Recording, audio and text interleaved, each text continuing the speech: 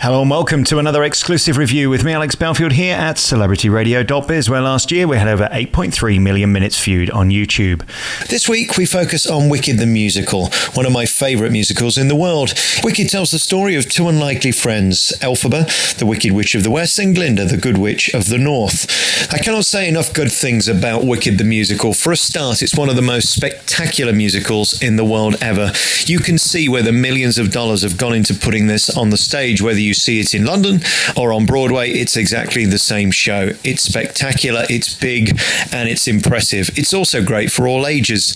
It can be a bit scary in places for very young children, but it's truly magical. I can't imagine anybody could have a bad time at Wicked the Musical.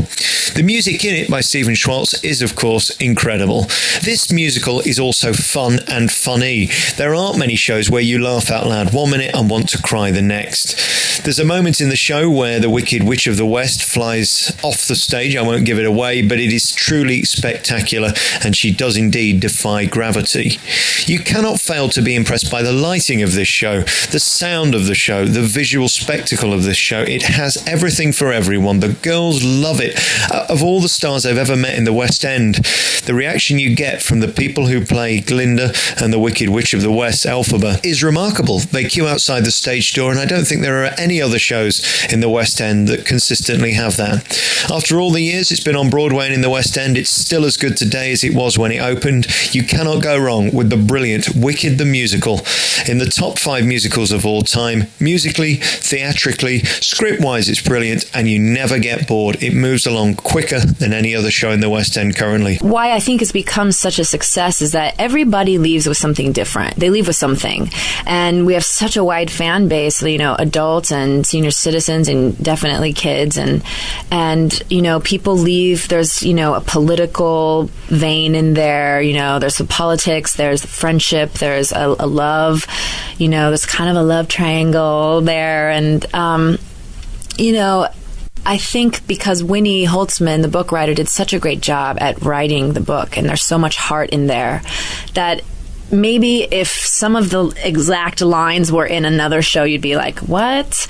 You know, or maybe it would sound cheesy, but for some reason in our show, there's just so much heart in it that it never comes off that way. It's just very, very honest and true. Presumably putting green makeup on 8 times a week is kind of exhausting and laborious at the best of times. It is. It definitely is. I mean, there are definitely days that I say, man, I wish I could just do the show today without the makeup, which of course wouldn't really work. But it's a huge process. Not only the role, the onstage time, but it's the offstage time as well. You know, I'm the first person to get here of the cast. I'm the last person to leave. I can't, you know, all the other girls can take their hair out all pretty at pin curls and wear their makeup out, and I don't. Like, I have to green in my hairline, and you know, it's just a process. There's always people, you know, touching up your face and fixing your wig and stuff like that. So it's the on and off stage time, but it's cool when you take a second. There are times on stage where I kind of recheck in with myself and say, like, what am I doing? I look at Glinda, and she's got this huge sparkly crown and this beautiful big dress, and I'm green, and there's flying monkeys around me, and it's just like, it's so much fun, and we're so lucky to be in a hit show, and such a great show, and play dress up, and that's what it feels like sometimes. She's such a good sort of character, and somebody who a lot of people can relate to, be it adult, be it child. You know, everyone seems to have this thing for Elphaba, and I think it's because they can kind of reflect themselves within her, you know, like,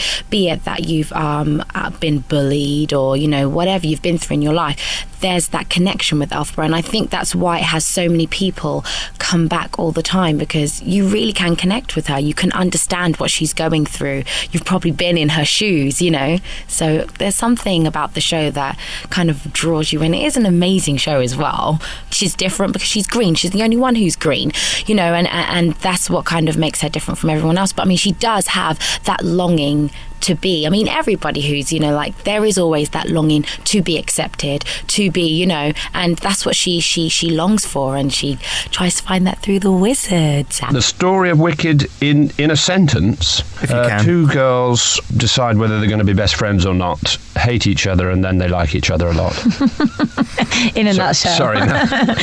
And how events become complicated to the extent that people become wicked, become evil, or, you know, do bad deeds, and how we adapt to that. That they're the last people. She's not the prince, you know, it's not the princess and the prince get together. It's the other one who gets together with him, and it's only for one moment. I find that song, you know, just for this moment, that there's something incredibly sexy and exciting about that they've only got one moment in time to do the whole of a lifetime's romance, isn't it? And it is it's very moving, I think. Like I was saying earlier, it draws such a group of different kinds of people. Like you say, The Lion King is probably, a lot of kids go to see it, whereas this, we get kids, teenagers, adults, couples, families, you know, all sorts of people come to see this. It's incredible. If you think about most of those shows, they're stories you already know. And you know, new stories are often disappointing because they're just still being worked on. And we go for the stories that you already know because they're archetypal and they really move you and they really work, the big stories.